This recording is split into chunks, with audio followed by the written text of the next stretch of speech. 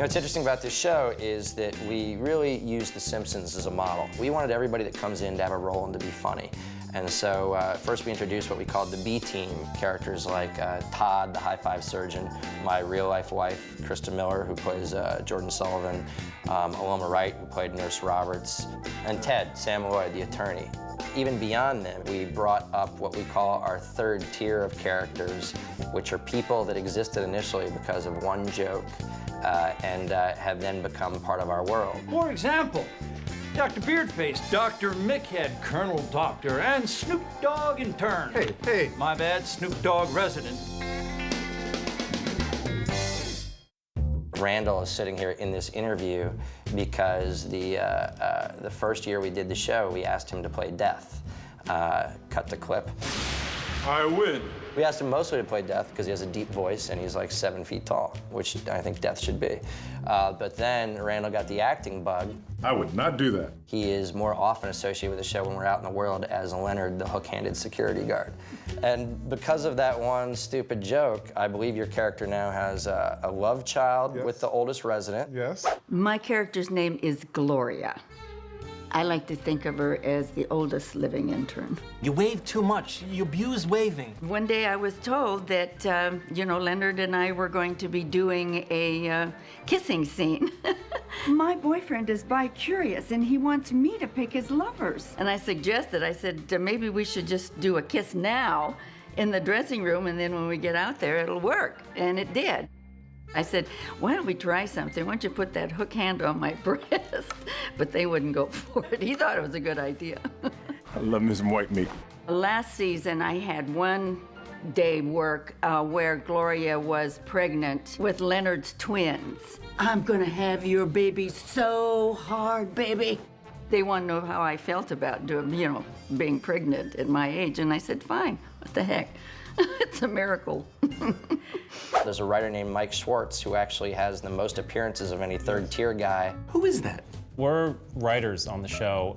Mike is also an actor, and so whenever there's an opportunity to put him in the show, we've been writing small little parts for Lloyd. I think it was like the third episode called My Old Lady.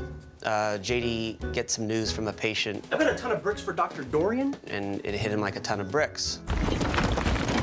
I got put into that fantasy, and my character, Lloyd, the delivery guy, was born. Because of that one moment, because of his background in improv comedy, he has since become Lloyd, the drug-addicted, speed metal listening delivery man. Oh, that reminds me. I found these in my dryer. Although I don't think he got the name Lloyd until like the 4th or 5th season. Yeah. He was just delivery guy. He was just delivery guy. Garrett Donovan is Councilman Donovan, who is a crystal meth addict and is occasionally handcuffed to chairs. The joke was that this government official had a drug habit and they needed someone very clean cut. Yeah, and my one line was, hey! Frank, who was just a nice guy that did background for extra money. I used to have an imaginary crush on him because I always thought black-haired doctor, who was in the background of every scene, was strikingly handsome and seemed charismatic, and he became Dr. Mickhead. Hey, guys. Hey, Mickhead. Somehow I got plucked out of background with no acting talent, by the way.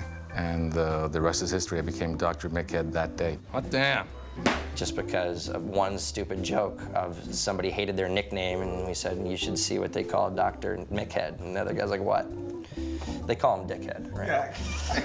Yo, Mickhead, incoming! I was supposed to go up to the janitor after the scene had finished and tell him that I really hate my name.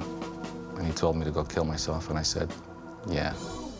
We recognized another background artist. He has a big, bold, striking beard, Jeff, so we named him Dr. Beardface. Beardface. And on the show, his name is... Beardface. On his show, his name is Beardface, but everybody calls him Dr. Beardface. And that drives him insane. And being a very pompous man, he always takes offense to this and bounces back with, it's Beardface. What are you looking at, Dr. Beardface? It's Beardface, damn it! He's oblivious to everything that goes on around him. He doesn't notice the plaster stuck on his face. He just keeps on walking. Doctor? He's sort of a nice fool in that respect. There's one background guy that we thought looked like Colonel Sanders.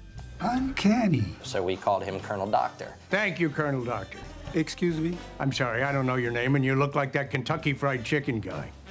I just used to be just Dr. Bob, and then all of a sudden they started giving me speaking lines, and hey, you're now Colonel Doctor. All right, that's cool.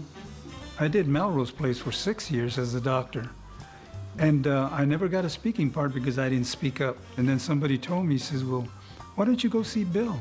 So I asked him, and he says, I'll get your speaking part. Last year, we discovered that he's my dad. JD's taped to the ceiling and looking at all this stuff, and one thing he sees is Lloyd kiss Colonel Doctor on the cheek and say, "See you tonight, Dad."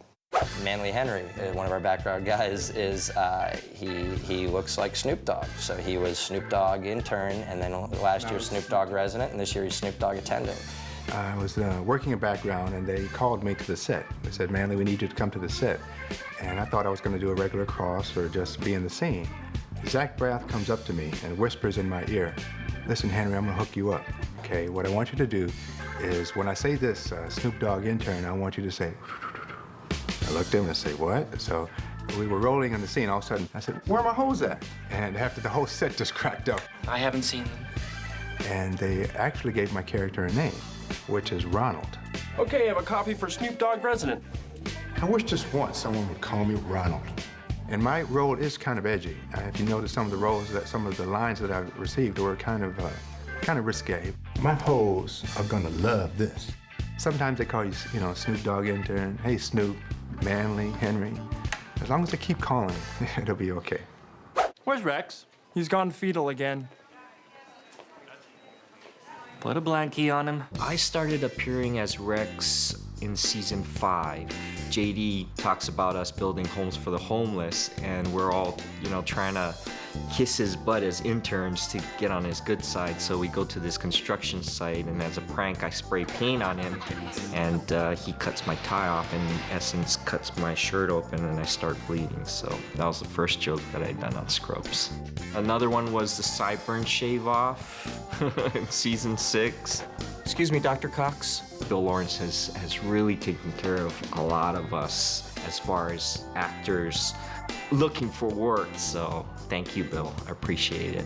I think it's something that shows don't do that often. I think mostly background artists are people looking to get a SAG card and pick up a check. And here, we appreciate their work so much. It's one of the things that makes the hospital look real, that it's really exciting when they get to be front and center and get to be funny.